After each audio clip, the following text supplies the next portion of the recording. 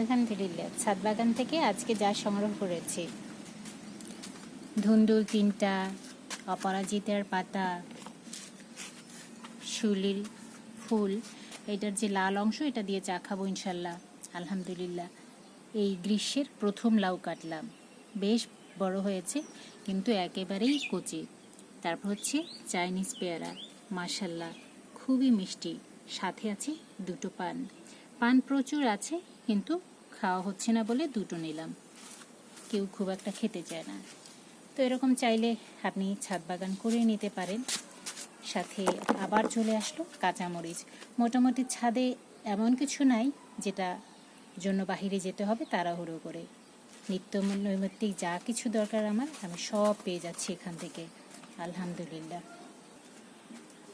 আবার তাড়াহুড়ো করে মনে পড়ে গেল লেবু নেই, কারণ সকালবেলা লেবু খেতে হবে। আলহামদুলিল্লাহ, যা নিয়েছি একেবারে ভরপুর চলে যাবে। আমি খুব বেশি বাসায় কেটে নিয়ে এগুলো সংরক্ষণ করি না, যখন যেটা খাবো সেটাই বাসায় নিয়ে যাই। তবে লাউটা কেটে নিলাম কারণ এটা আর একটু বেশি থাকলে বাত্তি হয়ে যেতে পারে। বাত্তি মানে কি বোঝেন তো?